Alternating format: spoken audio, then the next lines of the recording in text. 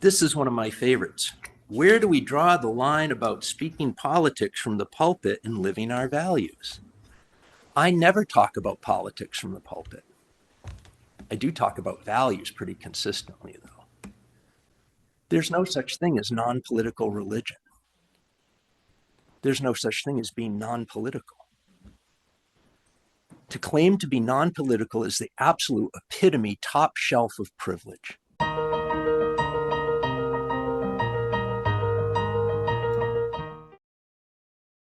Let's start off easy. Why do we have monthly themes?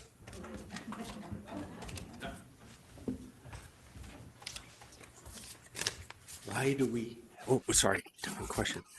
We have monthly themes because it's a way to organize Sundays and deepen educational enrichment experience. They are a way to take deep dives into topics, especially when themes recur again. There are lots of religious traditions that have a set order of things they do week by week. You know, in Jewish communities, you'll get the Torah read over the course of a year. In Christian churches, most of them anyway, you'll get a selection of readings from the Jewish scriptures and the Christian scriptures arranged in a 3-year cycle. My wife's an Episcopalian. At her church, she reads a selection of readings in a 3-year cycle, and they repeat every 3 years. What the themes give us a chance to do is to take a little bit of a deep dive into things related to parts of our tradition and our values. That's pretty much why, according to me anyway.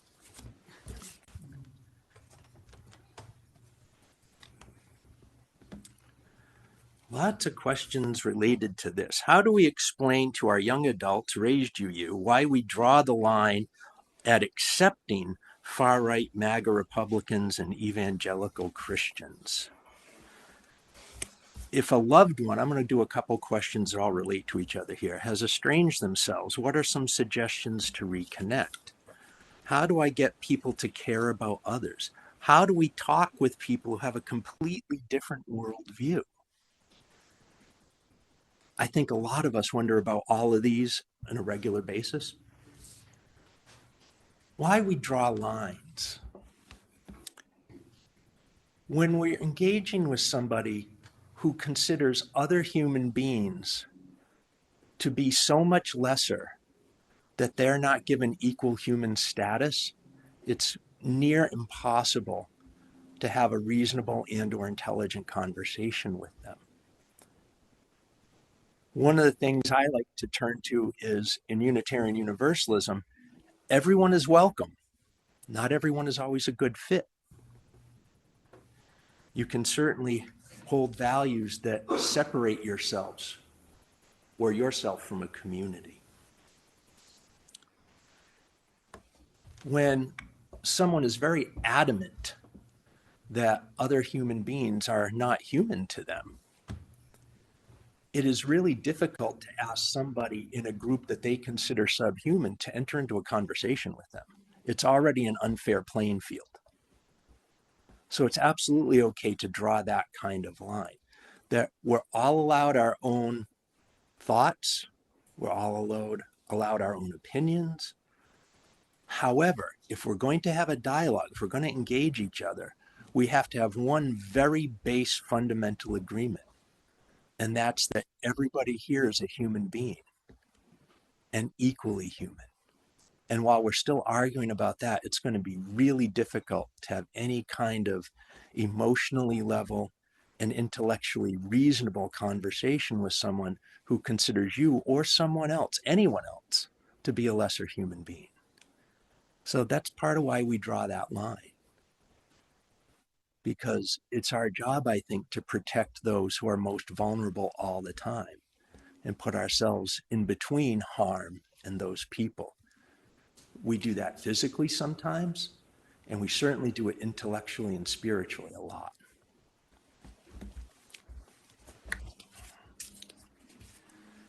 It's really difficult to deal with people who are estranged. And I think it's something everyone goes through at some point in their life, dealing with someone in their life who is not connected anymore. Sometimes for very legitimate reasons, sometimes for very emotional reasons that came out in anger, and sometimes you can't even remember why you don't talk to somebody anymore or what the original conflict was about. I'm a big believer in two things. I'm a big believer in forgiveness. And I'm a big believer that forgiveness does not mean saying something that was done to you or anybody else is okay. The forgiveness helps heal you, not give license to that the wrong someone else did was all right. And I think that's one of the hardest things each of us has to weigh is what relationship at what point is valuable enough to make yourself vulnerable to risk forgiveness and to risk acceptance. And at some point, the only way we connect with each other is to communicate directly to one another. It's one of the most painful things in life when we are disconnected to the extent that we have no contact. For some people, it's also one of the best things in life because some people they may have had in their life being in contact with them is not only painful but dangerous to them physically or emotionally or both. It's a really hard line.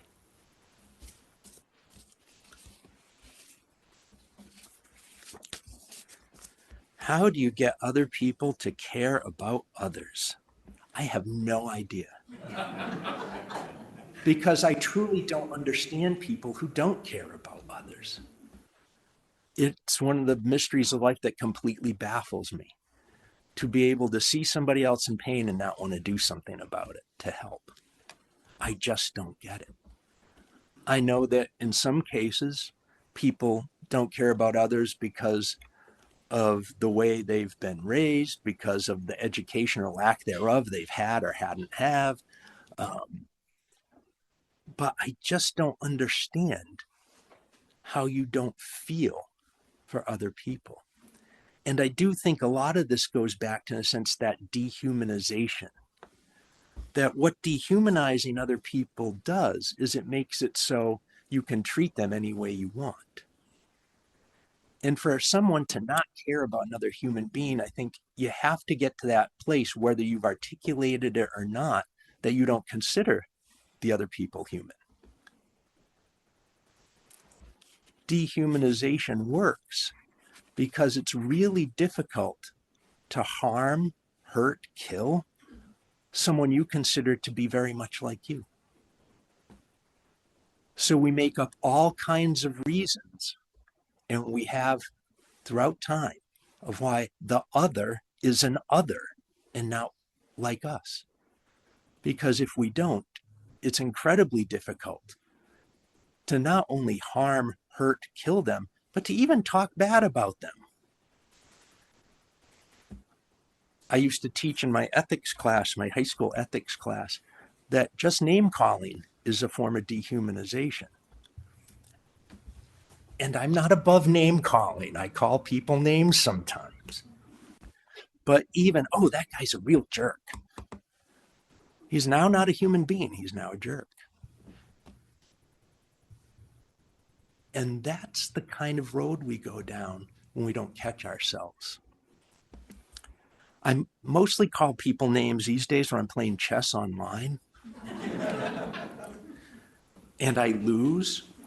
And my ridiculous human brain will think of some awful name to call the person who just beat me, not because they did anything wrong, they just played better. But we're all so human, you know? And I think to myself, why did you think that? That's awful. How can you do that? You don't even know who this person is. The anonymity of online, not always healthy. So when I find myself doing that, the chess program has a coach after the game and he'll go over your game with you. It's like, okay, show me what I did wrong. And I wonder if we all checked ourselves a little bit more, we'd find we kept doing better and better.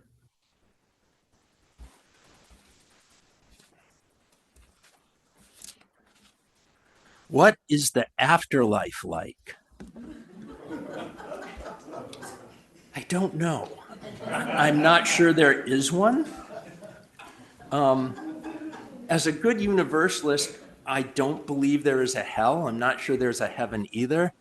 But although there are certain people dehumanizing other people so much that if there was a hell, I can see myself wanting them to go there. Maybe we could create it just for you because you've been so bad. And I don't understand.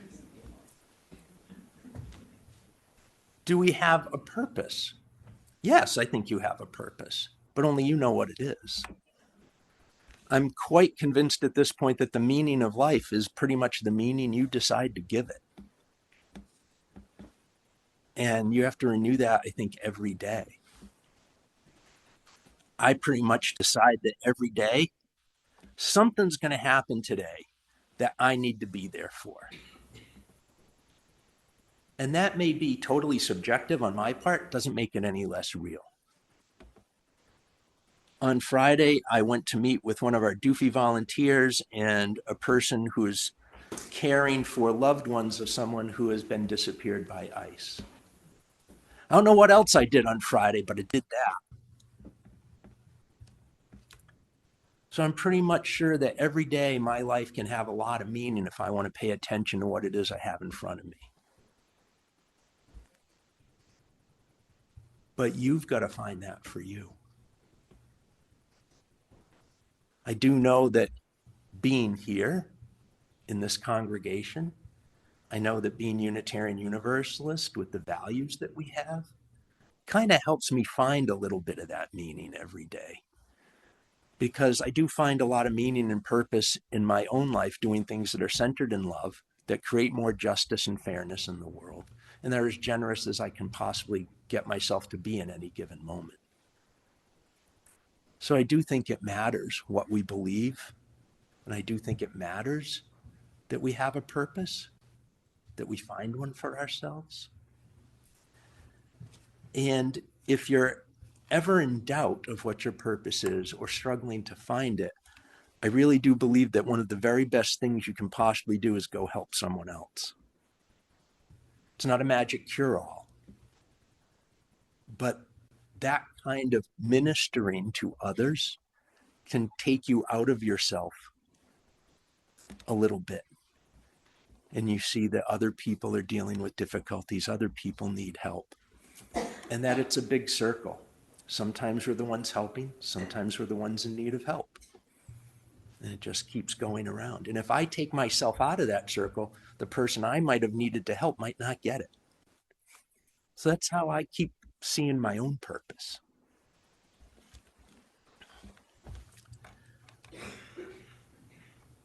Will we be renewed?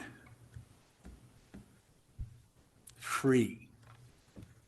Yes. And then the next day, you'll feel like you're not. And I'm really serious about that because it's just a lot of cycles, this life. I don't think you're ever completely free, gone, and clear, and everything's paradise. I think there's always something to do. This is one of my important philosophical values. There's always something more to learn, always something more to discover. And I do think, like the story we heard this morning, once we think we know enough, God forbid know it all, we're in big trouble. So don't worry that you're not feeling that complete sense of freedom. It's going to come and it's going to fade again. I think that's just the way it rolls. This is one of my favorites. Where do we draw the line about speaking politics from the pulpit and living our values? I never talk about politics from the pulpit. I do talk about values pretty consistently, though. There's no such thing as non-political religion. There's no such thing as being non-political. To claim to be non-political is the absolute epitome, top shelf of privilege. That what happens in the world has no bearing on you whatsoever, that you don't care what goes on. How dare you? This one gets me, can you tell?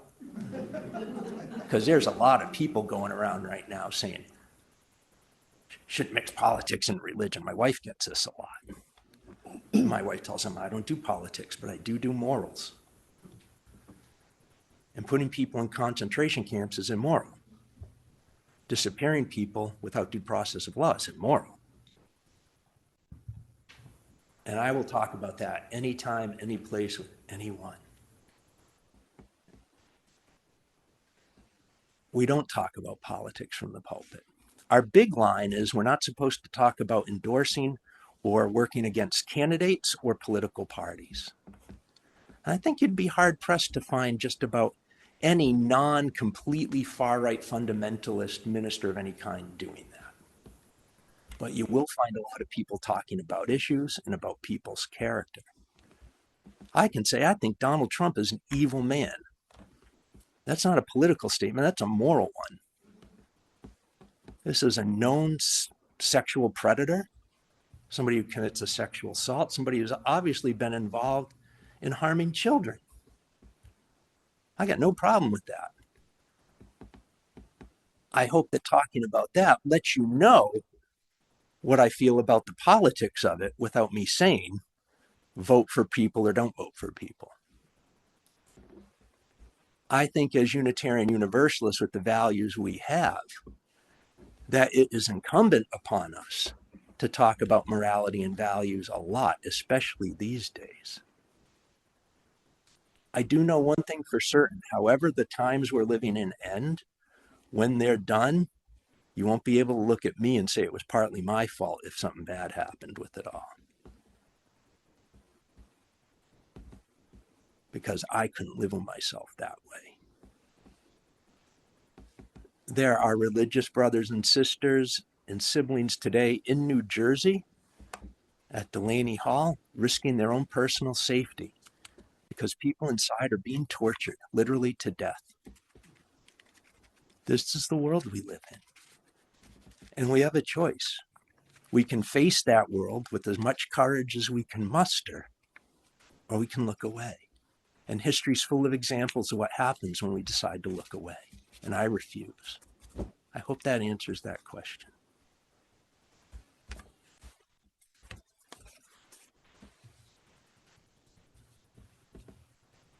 What is the future of Unitarian Universalism? I think that really our approach to human spirituality is the best one. I'm here. But what I also notice is that vast swaths of religiousness in all kinds of different forms are starting to grow more and more like us.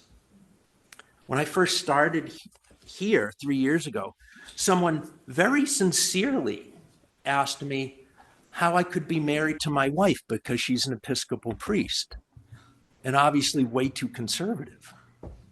Oh, yes. I see the looks. I'm like, yes, this was an honest question. This person wasn't trying to be mean or difficult or whatever. But at that time, the president of my wife's vestry, what they call their board, was a lesbian with 2 kids. It's like, And I thought, must not have been around an Episcopal church in a very long time. And they said, no, it'd been decades. They're like, well, yeah, lots happened since then. And I think one of the reasons Unitarian Universalism has become small is because it's also been successful in many ways. 100 years ago, we were rapidly declining. But one of the reasons for that is even though fundamentalism was being born in many ways, there were other traditions liberalizing. As the 20th century went on, fewer and fewer people had to stop being Presbyterians and Methodists and Congregationalists and Episcopalians and Lutherans because of their more liberal theology. Whereas at one time, all of those people would have found themselves drifting over to us as Unitarians or Universalists. So I do think that there is that. But I think that our approach of being inclusive of many different ways of looking at human spirituality is ultimately the way we have to go. That our congregations become in a very real sense, microcosms of the whole world around us. We've got to learn to live with people who are different and welcome everybody who might be different in any way. And even when wanting to do that, it is still difficult to have incredibly diverse congregations. It has to be done very intentionally. But like the rest of the world, we're invited to find a way to do that work. And I see more and more religions, especially Christian denominations and certain segments of Judaism doing this, liberalizing, bringing people in, making their tradition accessible to the modern world. And so I think we've got a really interesting future. I don't know if it will mean Unitarian Universalism grows huge or just more people start to find their own religion reflecting Unitarian Universalism more and more. But either way, I think that's a win for us. Yes, I certainly believe in evil. I had a moral theology professor in graduate school who talked about this in terms of evil being the absence of even trying to figure out what's the right thing to do. And that resonates with me, that he was very big, this professor, into there. You got to make sure you have two different moral descriptors, good and evil. And that good is a matter of who you are at your core. What is your central motivation? And evil is having a completely warped, misplaced motivation. And that good and right are different things. That rightness is about how we think and how we act. And goodness is about who we are at our core. And this, in a sense, makes every single thing we do, every decision we make, a moral one. Because everything we do affects who we are. And that affects how we act the next time. If I want the world to be a just world, it's on me to act justly as often as I can. And the more I do that, the more inclined I will be a person who acts justly. And the more I don't care about fairness or equity, the more I turn away and become someone who doesn't notice that I've become evil, that I don't care anymore, even figuring it all out. And my behavior and my thinking can be very harmful and destructive to people. I'm not sure I completely understand the nature of evil, but I believe in good and I believe in evil. That's a believe in right and wrong, and I don't think they're exactly the same thing. That requires more time than we have this morning, but if people would like an ongoing adult education class, we can set one up for the fall. Related question, can someone abdicate their inherent worth and dignity through their actions? Yeah, I think in a way they can. And I think that's what starts to lead us toward evil. There is a lot of the best Universalist theologians of the last couple decades are not Unitarian Universalists.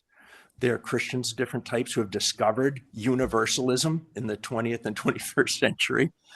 But one of them has a great statement about grace being an opt-out proposition. That whatever God is, whatever the divine is, you're in until you take yourself out.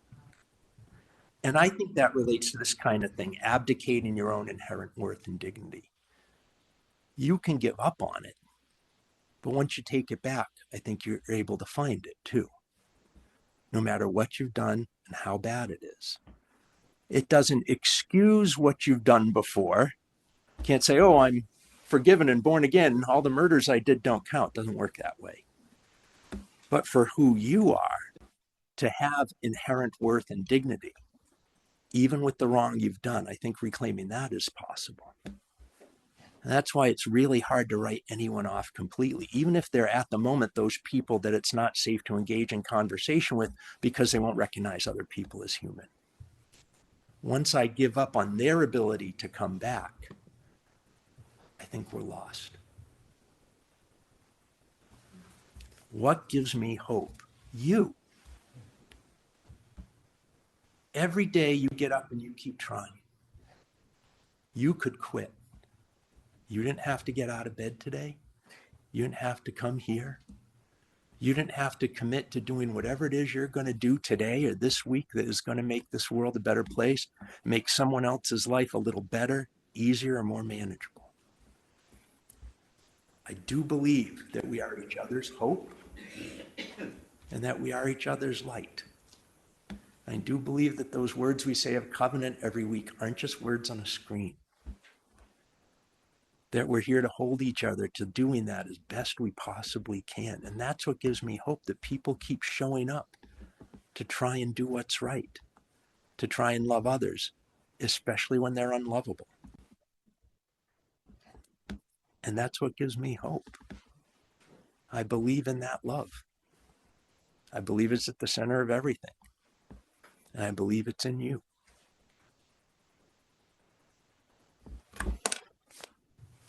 I'm out of time.